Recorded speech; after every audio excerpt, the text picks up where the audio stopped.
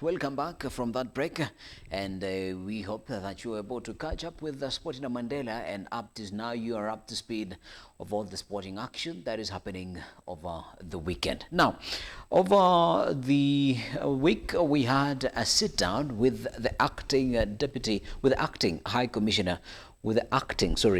Commissioner to Kenya, Dr. Ed Barnett, and our conversation spanned the Kenya-UK strategic partnership that handles around 4 strategic pillars that he's going to be talking about.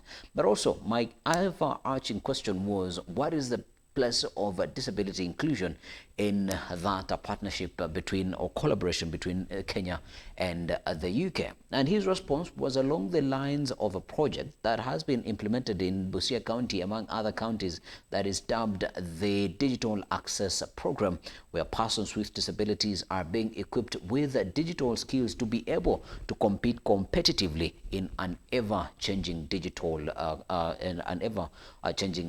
society. He also spoke of how the Kenyan government is constantly digitizing services and taking them onto the digital platforms, and then it is important for persons with disabilities to have digital skills so that they are not left behind into this digital transformation. Here is my conversation with Dr. Ed Barnett at the British High Commission. Enjoy. So thank you very much for making time to have this conversation with us. Thank you. And thank you very much for inviting us here at the British High Commission premises. Let me give you the honors of introducing yourself to our viewers who are watching us right now. Alan, thank you. I'm Dr. Ed Barnett, currently the Chargé d'Affaires, or the Acting High Commissioner at the British High Commission here in Nairobi. Yeah. Great to have you here. Yeah, thank you very much. Acting position, how is it? How is it? So this is what happens when a High Commissioner or Ambassador leaves and before their substantive replacement is appointed. Yeah. So in our case here in Nairobi, the High Commissioner, His Excellency Neil Wigan, left Nairobi at the end of August. We are now starting a recruitment process for his substantive replacement. Yeah. And in that interim period, my role previously as Deputy High Commissioner means that I step up to be the Acting High Commissioner until a new High Commissioner arrives. Yeah, amazing. Thank you very much again for making time. There's quite a lot we need to be talking about, but let us start with a Deaf Awareness Month, September. At the world over, we celebrate Deaf Awareness Month, and when we are having this conversation, it is a Deaf Awareness Week. Why is it very important for the High Commission in relation to matters deaf persons and also disability as a general? Alan, thank you. So, as you say, more than just the High Commission, but for the UK government as a whole, many of your viewers may remember 7 years ago, the government of Kenya, together with the UK government, hosted the first ever Global Disability Summit in London. Yeah. And that was a reflection of the work that we, as the UK government, had been doing for years up until that point, in terms of putting inclusion at the centre of the work that we do around the world, recognising that the best outcomes come when everybody gets a chance to access services and to realise their potential. And of course, that's why it's really important to mark Deaf Awareness Week and why our programming here since that Global Disability Summit 7 years ago reflects that ongoing priority that we have on ensuring that people can access services and realise their potential with dignity. Yeah, 7 years is quite a long time. Would you be able to paint a picture of some of the successes that have been achieved since the first Global Disability Summit? So I think there have been, well, what we tried to do with the Global Disability Summit is that countries that were participating in the summit needed to come with pledges and commitment in terms of the action that they were going to take on inclusion around the world. I'm not going to be able to speak for what is going on across those contexts, but I think one of the important things that we have done since then is to ensure that there is follow-up. And in fact, I said that summit was the first ever. There have subsequently been global disability summits, I think I'm right in saying almost every year since then, to keep track of the commitments that have been made. Here in Kenya, we have a particular focus, and we may come on to discuss that, on the use of digital technology to enable inclusion, and including, and in particular, to enable deaf people to access services. And just for information, the most recent Global Disability Summit was held in Berlin, Germany, just in April this year. But to keep on the Kenya-UK relationship, why do you think it is very important to keep disability inclusion at the heart of the UK-Kenya relationship? Because I understand there are 4 thematic areas that sort of brings the Kenya-UK relationship. Why is disability at the center of this relationship? So you're right that in July this year, His Excellency President Ruto visited the UK and met with Prime Minister Starmer, and together they signed a new 5-year Kenya-UK strategic partnership. And it is indeed a partnership that is based across 4 key priorities. The first focuses on growth, trade and investment. The second on climate and nature. The third on science, innovation and technology. And the fourth on security and stability. But across all of those, and going back to what I said earlier, the UK and Kenya is at their best when everybody is involved. And that means one needs to put disability at the heart of what we do, and inclusion at the heart of what we do.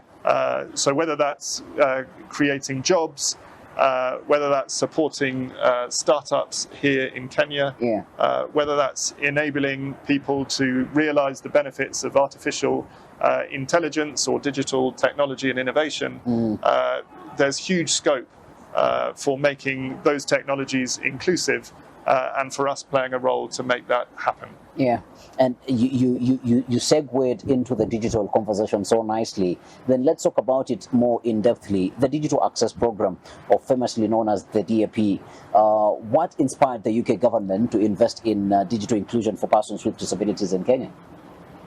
So this has been part of the commitments that we have made through dating back to that first Global Disability Summit, and where we thought was a good place for the UK and Kenya to partner to realise progress in that space. And in particular, and as your viewers will know, there's a big push from the government of Kenya around digitalising government services, in particular through the e-Citizen platform. That's something that we are also on a journey with in the UK, as we seek to make services more efficient and more accessible and more effective for the public back in the UK. And I think in order for that to happen and to ensure that everyone can access those digital platforms, there need to be some assistive technologies and some adaptations to how those platforms are accessed. And that's where we saw that there was a particular opportunity for us to have a focus on disability and inclusion. And I'm really pleased at the results that we've been able to achieve through that. Both specific examples of individuals who've come up with some really exciting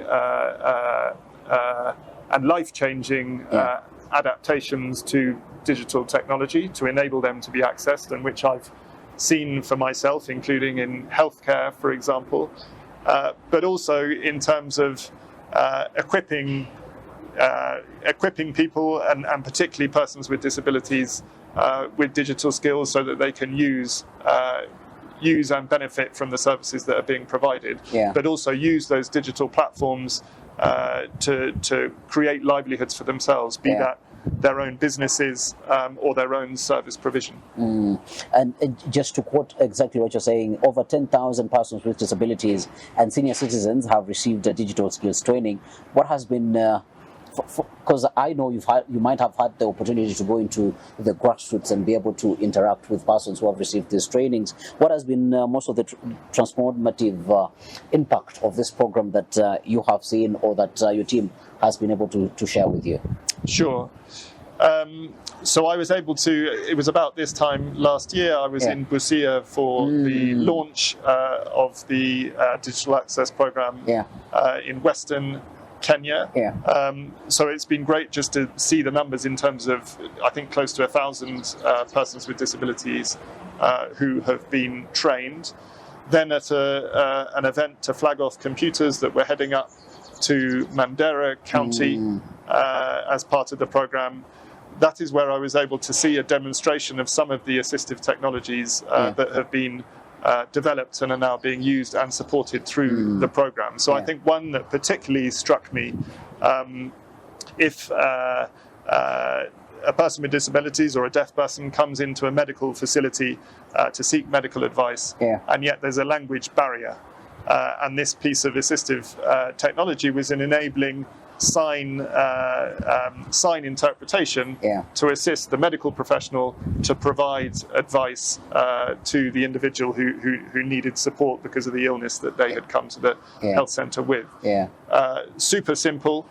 You know, the number of people with smartphones now and internet connectivity across Kenya is extraordinary. So I was particularly struck by that piece of technology as a real life changer for the people who are using it.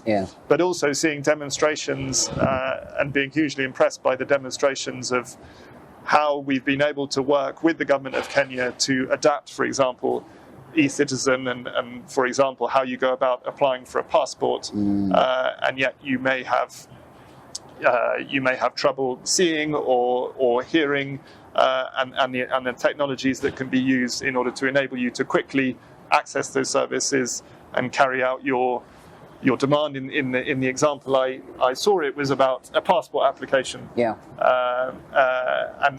and with no sight, the individual was able to navigate the platform and do exactly what was required. Actually, the technology that you're referring to initially, it is called the Assistol app.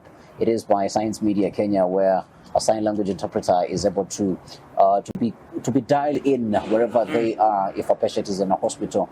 And interesting stuff. That how important is it to work with local collaborators to make sure that DAP, a program such as DAP, is implemented properly? The likes of KICTANET, Kenya Society for the Blind, Busia County as a whole, and Science TV Kenya, because most times you'd find that unfortunately, donors or collaborators, when they bring programs, they would want to implement them directly. But from a UK perspective, why was it important for you, for the government of UK, to collaborate with people who have hands-on skills on the ground to be able to implement the DAP program?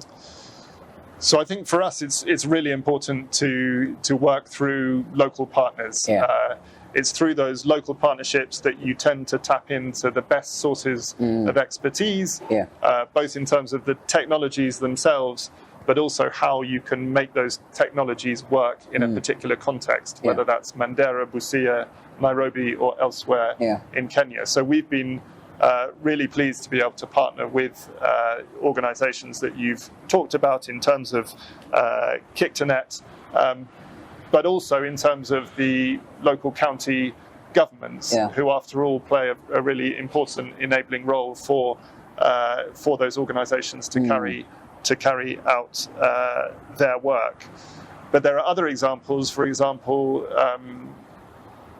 the work that we've been supporting through the Royal Institute of Engineering, which identifies innovations in whatever form they may be and supports and curates those innovations to scale. And so there's a particular individual, I haven't seen this one example, but a chap called Roy Alela, who's designed this Sign.io glove, as I understand it, which is this ability to convert sign language into speech with both incredible efficiency but also real quality. And I think this has now been recognised not just in Kenya, but globally as a real innovation. And that speaks to why it's so important to work with local innovators, local civil society partners, as well as local government in how we deliver the program. And on the part of local governments, is it really an issue of them being able to implement, or is it really an issue of being able to sustainability? Because even as a person who is making sure that there are resources, you also need to think about what is the longevity of what exactly you're supporting to do.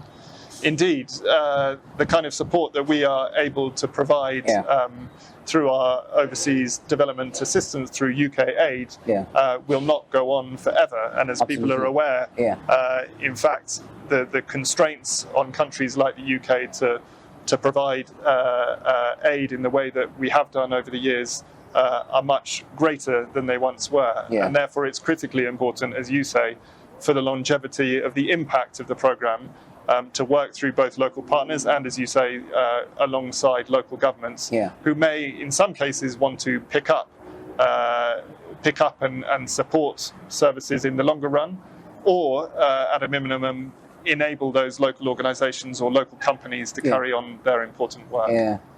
Beyond government, of course, and I know you're a government person, but sometimes you'd find that government sometimes isn't the most efficient. Besides the government, say, the project isn't able to be sustainable as you would have envisioned it. What are some of the other mechanisms that the UK government is implementing to make sure that there is impact after the DAP program? So I think at the core of the DAP program is a focus on digital skills. These are skills that individuals acquire and that stay with you and can be built on by the individuals themselves. So there are examples of individuals both in Mandera and Busia of developing their own businesses using the skills that they've acquired, as well as training others with the skills that they have been trained with. So I think it's very much an approach that targets individuals and builds from the bottom up. And I think that is crucial for the longer term sustainability. And as you say, the government certainly don't have the answer.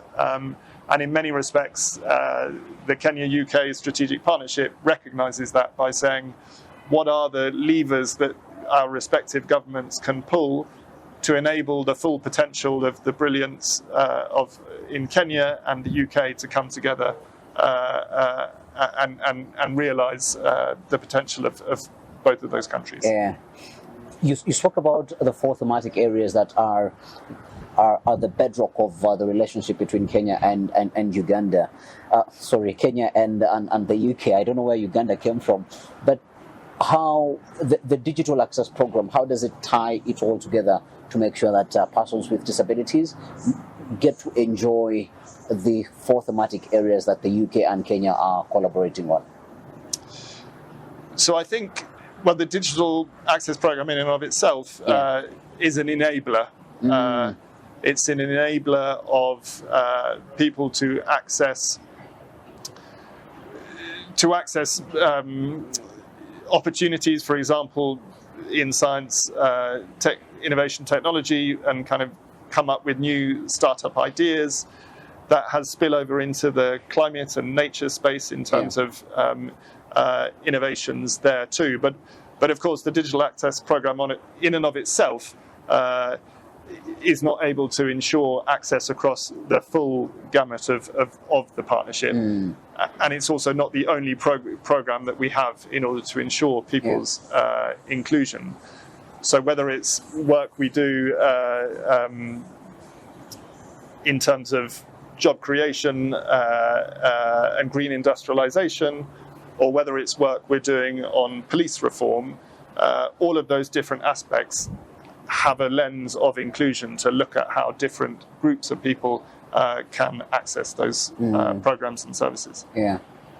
Then my next question would be around this year's theme for the Deaf Awareness Month is no human rights without sign language rights. From that theme alone, what type of work would you say that the UK government is doing to make sure that access for deaf persons, of course, beyond the technology itself, but also access to sign language interpreters? Because from a Kenyan context, there is a bill of sign language that is somewhat still stuck in Parliament, and it is a very key piece of legislation that, if it is passed, it will be able to unlock access for sign language for deaf persons in Kenya. What do you think would be one of the easiest ways to make sure that there is proper sign language access for persons who are deaf? Because sign language is the bedrock of service provision to persons who are deaf. Well, Alan, I would probably turn the question around and ask you what it is that we need to do in order to enable that access that you speak of, and as you say, is fundamental to people's ability to realise their rights. I've talked about several areas where the UK government is trying to make a difference. More broadly, we work closely with the government of Kenya, including being aware of what the legislative agenda looks like, and as we set out in the strategic partnership itself, we have core shared values of which fundamental human rights are a critical part, both as members of the Human Rights Council. So I would be really keen to learn from you in terms of what you think Kenya needs to do and what role you think the UK can play. Yeah. All right. I never expected the tables to be turned on me, but probably I will give you answers off of the camera. My last question would be sort of around. Of course, there is the advocacy, the civil society movement that is led by organizations or persons with disabilities, that organizations such as Science TV are doing really nicely. But also there is what a person with a disability, as a person who needs to enjoy certain rights, is supposed to be able to push the needle. What would you like to see from individual persons persons with disabilities to be able to advocate for their rights? As a person who sits from a point of being able to make a bit of changes here and there, what would you really want to see more done by persons with disabilities in them agitating for their rights? So I think there is scope to showcase and provide a platform for those persons with disabilities who have perhaps managed to overcome barriers and then demonstrate the contribution that individuals are making to society in a whole range of different ways. In the conversation we've just had, I've talked about different individuals who are coming up with innovations that are making a difference to the lives of people with disabilities. And how can we give that more of a platform, both so that can then there can be greater uptake across the population of persons with disabilities, enabling them to realise their rights, but also in areas where those rights are still curtailed, showcase what impact that has on individuals and give that, shine more of a light on the issue in order for progress to be made. Yeah. What's the future of programs such as the DAP program? So for the DAP program, I said a year ago I was in Busia. More recently, we've been focused up in Mandera, and we want to continue to build on that platform that we've established, and including picking up and providing a platform for the progress that has been made, whether that's individual bits of innovation or entrepreneurship, and how those can be scaled up further. All right. Not unless you have something that you'd like to add that I might have missed in the conversations that we've had. Alan, just to say thank you very much for the conversation today, and just to re-emphasise how important it is to move this agenda forward. We can deliver more when everybody's included. Absolutely. And so I'm really pleased to have had this opportunity to talk to you today. to mark this week. Amazing. I don't know if you have any sign language skills. Please teach me. I'm going to also invite an expert to be able to teach you a couple of signs, at least to sign your name. Very good. And probably the British High Commission. That's a plan, right? Indeed. All right. It's a pleasure to meet you.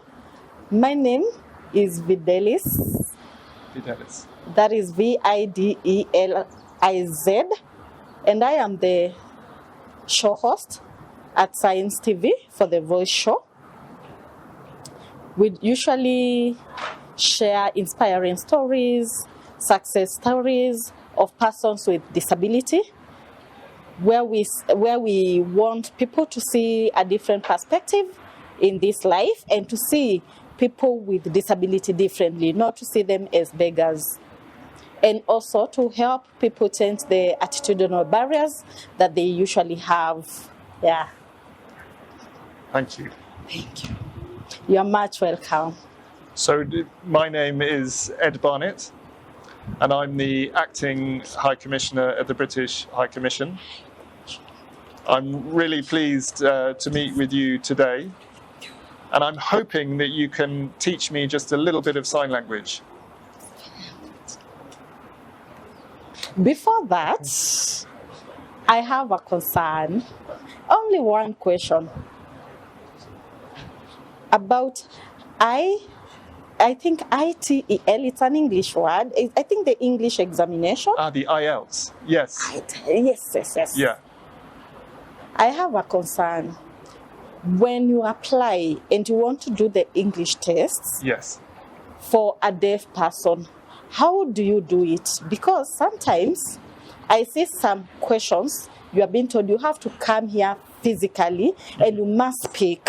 So I wanted to know, as a deaf person, if I want to apply for this test, will I come with my own sign language interpreter, or how am I going to proceed with it?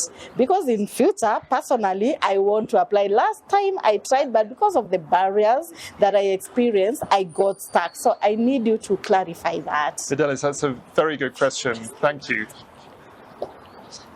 And in fact, my background is as an English teacher. I used to teach students in London who were trying to pass the IELTS test in order to come and study at a UK university. Yes. But I didn't know sign language, so I'm not familiar with the process. But you're in the right place because we're here sitting at the British Council, and the British Council oversees the administration of IELTS exams. So I suggest after this we can ask the question as to how you can access the IELTS exams through sign language. The final question, it's about the scholarship that you have. It's called Chefnin. So I would like to know that scholarship that you have and that has been offered around, how can it be accessible to persons with disability? Because you find cases where persons with disability are from humble background and they want to join such programs, but they get stuck because it's quite expensive. So I would like just to know, for those who are interested, how can we make it accessible for persons with disability and affordable for persons with disability also? No, thank you. I think it's a really good challenge, and one that I don't have an immediate answer to. But I think from here we have a team in the High Commission who looks after the Chevening and Commonwealth Scholarship Programme, and I think we need to challenge that team to think about how we do just that, because of course a person with disabilities is just as capable and able as a person with a different set of abilities, and all should be given equal access. Of course, there can be challenges associated with that, and so let's have a conversation about how we can overcome those challenges. hopefully this will be solved as soon as possible, because on the next application, I believe through this interview for today, majority of the persons with disability are going to send their applications for the same. And maybe one of them could be myself. Very good. Yeah, as I was saying earlier, we have been celebrating the Deaf Awareness Month, where the theme is more about no human right without sign language. So maybe I can give you some few signs, and we sign together as we celebrate us. And it's happening globally. Very good. No, I'd be really happy to do some signing with you. Can I stand or I sit? Sit. As you like. You can sit. Okay, let me just sit. Yeah. Okay, on your face, as I look at your physical features, I want to give you a sign name. Yeah. Because most of the time, deaf people usually give sign names based on the physical features of a person. So I can see you have a mark on your side. So this is the sign name I'm going to give you. So that will be your name. Yes, you need to copy me. So anytime you meet a deaf person, when they ask you what is your name, so you'll be telling them this is your name. Very good. Perfect. So welcome to the deaf community. That is how you are welcomed, by being given a sign name. So today we are going to sign happy. That is Happy Deaf Awareness Month. Yes. Yeah, yes, month on the side. Let's do it again. Happy Deaf Awareness Month. Yeah, thank you. Can you do it alone? You can try. Happy Deaf Awareness Month. Good. Very good. Thank you. Asante sana. And it was a pleasure to have your time and to have us here. Thank you. Thank you very much. Thank you.